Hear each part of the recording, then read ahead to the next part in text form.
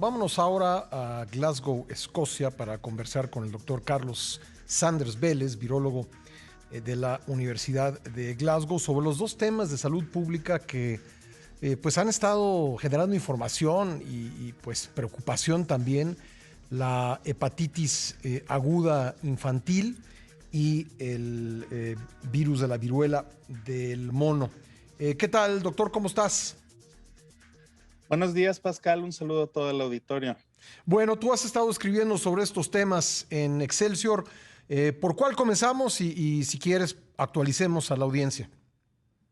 Pues yo creo que podemos empezar con la viruela del mono para ir desmenuzando temas, ¿no? De manera general, hay dos tipos de virus. Ujú. A mí me gusta que todo el mundo hable el mismo idioma, ¿no? Entonces, a lo mejor me voy a ir muy para atrás. Virus de DNA y virus de RNA. Los virus de RNA suelen mutar más. Como el del COVID, Y ¿no? esto es debido, exacto, Ujú, el es SARS-CoV-2. tres ejemplos muy claros y Ujú, concisos de virus de RNA son influenza, VIH, el SARS-CoV-2. ujú, Son virus que suelen mutar mucho vaya, son virus a veces que son más problemáticos para generar vacunas y demás. ujú, Virus de DNA de manera general se conservan mejor porque no cometen tantos errores al reproducirse. ujú. Esto causa menos mutaciones y por lo tanto menos variación genética. De manera general, yo sé que hay excepciones, pero de manera general. Y lo que nos estamos encontrando con la viruela del mono es que es un virus de DNA. Afortunadamente se ha estudiado por décadas.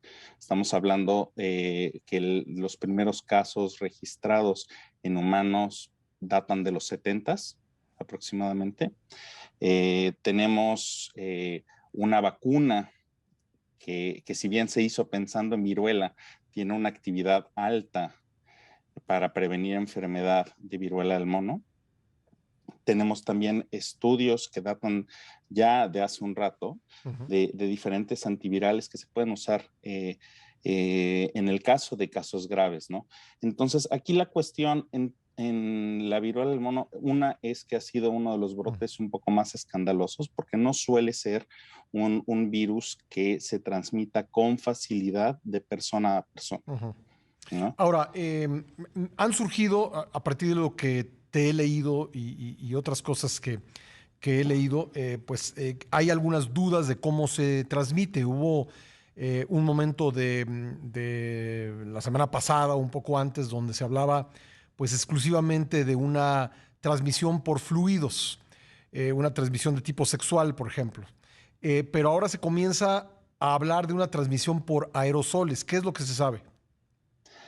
Pues yo creo que explicar un poco ese punto es un poquito complicado porque la transmisión por aerosoles es teórica. Ujú, Los experimentos que se han hecho para ese tipo para ver si es posible, hablan de un modelo muy teórico que no se ha visto en la vida real. ¿Quiere decir que no pase? Pues vaya, creo que ya, nosotros sabemos que los virus luego no tienen palabra de honor en ese sí. aspecto, ¿no? Eh, Mi apuesta sería que lo que sabemos y lo que sí nos ha así que constado desde que hemos descrito este virus es que es un contacto estrecho y cercano, ¿no? Como el que podría tener una persona en una conversación en un café, ¿no? Ujú, O en una examinación médica donde hay contacto de yemas de los dedos con las lesiones, cosas así, ¿no? Eh, eh, eh, Eso es lo que se ha tenido realmente muy bien descrito. Hasta ha habido descripciones ujú, de sábanas ujú. de una persona, de un enfermo que han tocado a otra persona y así se ha pasado la infección. Entonces, yo creo que mi apuesta sería que no nos hemos equivocado con las descripciones históricas, Ujú. porque vaya, es un virus que se ha estudiado por yo creo que más de medio siglo ya para ahorita. No quiere decir que no se pueda transmitir por aerosoles, pero no es, el punto es que no es una transmisión eficiente de persona a persona. Ya. Parece ser que todo esto se da por el momento indicado en el lugar indicado, ¿no? Y se juntaron un montón de condiciones específicas, entre ellas, por ejemplo, eh, prácticamente no hay muchas personas que estén vacunadas contra viruela. Dependiendo Sí, del país, eso te quería preguntar. Si uno quisiera vacunarse contra la viruela, no sería nada sencillo, ¿no? No, de hecho, hay pocos lugares donde se sigue haciendo la vacuna contra viruela. Ujú, eh, y normalmente está muy reservada para cuestiones de investigación, ujú, ujú. ¿no? Es una de las razones por las cuales se ha reunido el Consejo de la OMS, porque aquí la cuestión es si en el supuesto de que se vea la posibilidad de que este brote se va a expandir, pues hay que volver a echar a andar los engranajes de la vacuna. Afortunadamente, esta vacuna en particular se ha hecho con una tecnología razonablemente muy accesible para cualquier país. Estamos hablando de una vacuna que se desarrolló hace más de 50 años, ¿no? Ujú, La última vez que se puso en México, creo, me podré equivocar, pero creo que fue en 1970. ujú. Entonces, mi generación no la tiene, por ejemplo, ¿no? Entonces, es una cosa de hacer una evaluación de si efectivamente hay o se demuestran grupos en riesgo, en este caso serían los médicos de primer contacto, Ujú. que se encuentren en contacto ya directo con personas que pudieran tener, pues ellos serían un grupo de riesgo para vacunar. Y de ahí ir viendo al público general quién vale la pena y quién no, en Sí. función también de qué tan factible sea que contraigan la enfermedad. Ahora, ¿a qué se debe que se esté expandiendo a tantos países? Se habla, he leído sobre una fiesta masiva en las Islas Canarias, que a lo mejor fue la manera en que pues comenzó y de ahí se fue a distintos países. ¿Cuál es la explicación que se ha encontrado hasta ahora?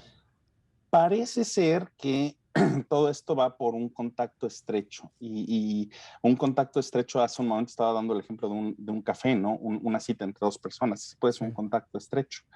Pues estamos hablando de una fiesta en el contexto en el que la gente prácticamente ya no está vacunada para viruela. Ujú. Estamos hablando de un contexto en el cual muchas personas no están tomando realmente sana distancia, a lo mejor falsamente por creer que ya se acabó la pandemia del COVID, etc. etc. Se agregan un montón de factores, ¿no? Eh, Parece ser que va por ahí.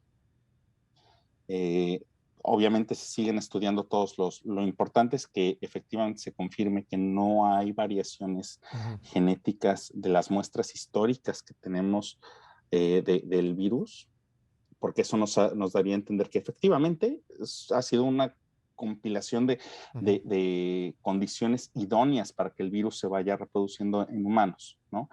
Yo creo que hay que estar pendientes, pero yo creo que mucho reafirmar a la audiencia que afortunadamente, y a diferencia de lo que pasó en 2020 con el SARS-CoV-2, sí tenemos una vacuna que funciona, Ujú. que ha estado estudiada por décadas, probablemente una de Y las hay vacunas más estudiadas. antivirales, ¿no? Además.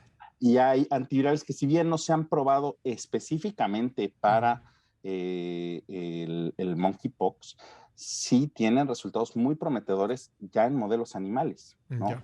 Entonces vamos básicamente muy de gane y Ujú. en el peor de los casos sería un escenario completamente distinto al que pasó en 2020, ¿no? En caso Vamos muy de de, gane. en caso de contagio, ¿cuánto dura la convalecencia? Pues varía un poco de qué tipo llamémosle grupos. Hay dos subgrupos de la viruela del mono. La que es del África del Oeste, que es la que parece ser que es la que está ligada a este Ujú, brote, que suele ser mucho más benigna, y la de África Central, ujú, que es la que suele tener unos desenlaces, bueno, a ver, de manera general estamos hablando de una mortalidad que ronda entre el 3 y el 6%, ujú.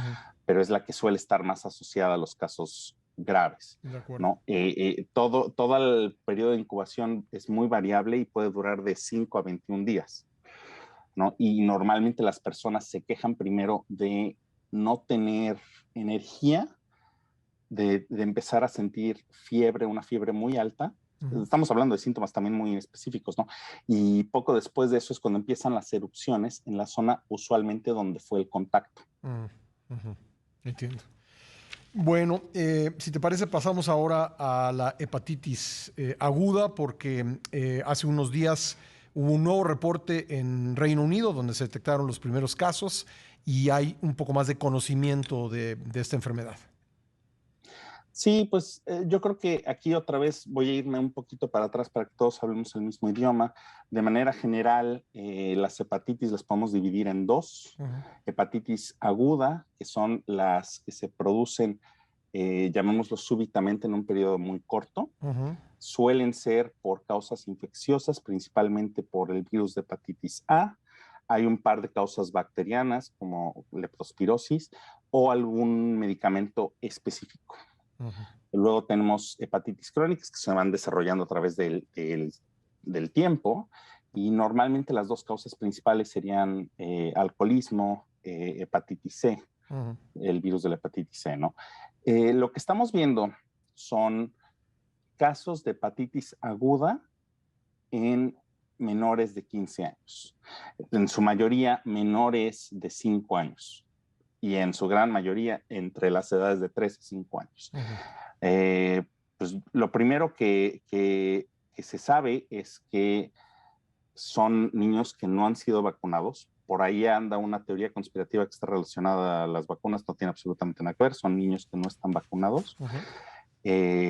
Son niños que curiosamente ya se les ha estudiado las causas más frecuentes de hepatitis aguda. Hepatitis A ya se descartó completamente, causas más raras ya se han investigado. Una de las cosas que llamaba mucho la atención es que por lo menos en el Reino Unido, 70% de los casos tenían de mascota un perro. Se pensaba que a lo mejor podía haber alguna cuestión ahí de algún virus que brincara de un perro a humano. No, eso ya también ya se quedó descartado. Las líneas de investigación más sólidas, llamémoslo al momento, son las que tienen que ver con el adenovirus 41F y una posible exposición ya sea al SARS-CoV-2 o algún otro agente, pero todavía no queda claro. Ya. Es decir, pues seguimos teniendo muchas dudas, ¿no? De qué es lo que se produce, cómo se produce, por qué es fatal en unos casos y en otros no. Parece ser, bueno, dentro de las bondades, por así decirlo, del mayor grupo de pacientes que se ha reportado con esta hepatitis de causa desconocida ha sido en el Reino Unido. En el Reino Unido no se han reportado muertes. Eso es, yo creo que la buena noticia, ¿no?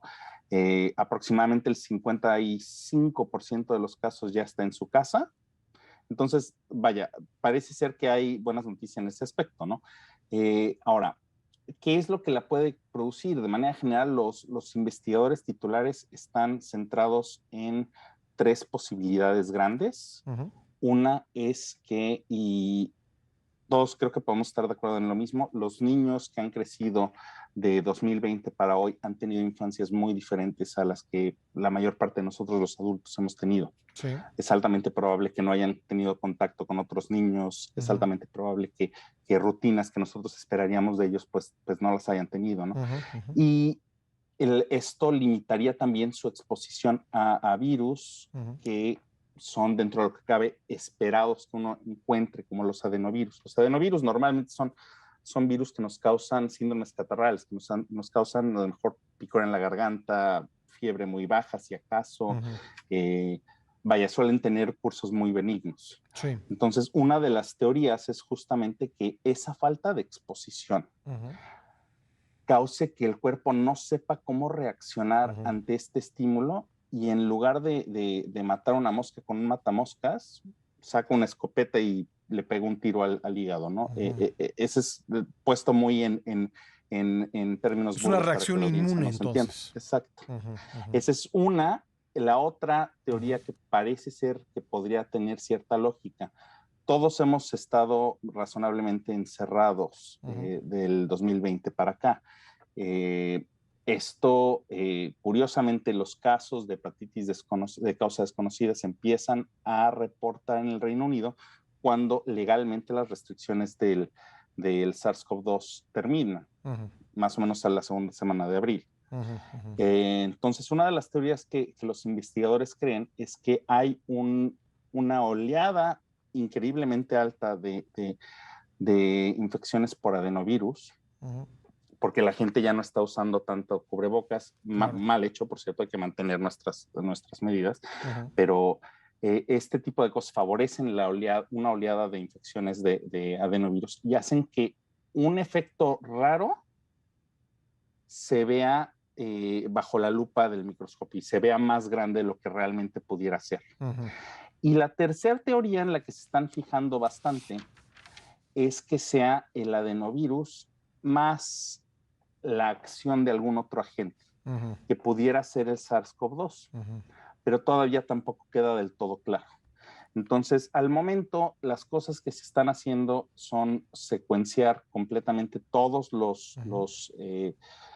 las muestras virales de los pacientes que sí tienen adenovirus para ver si efectivamente de entrada es el mismo serotipo, es el mismo adenovirus, y de ahí ir tratando de descartar y tratar de armar este rompecabezas, ¿no? Yo creo que es muy importante reafirmarle a la audiencia que los mejores expertos a nivel mundial están en ello, ¿no? Muy bien. Y está ya esto en un esfuerzo interdisciplinario y multicéntrico, porque estamos hablando ya de centros en muchos países. En Holanda, en Escocia, en el Reino Unido, que están trabajando sobre este tipo de muestras. Muy bien, doctor, pues te agradecemos mucho estas amplias explicaciones sobre estos dos temas que han generado interés y preocupación. Muchas gracias por estar con nosotros. Muchísimas gracias, Pascal, por la invitación y un abrazo a todo el auditorio. Igualmente, gracias, Carlos. Gracias.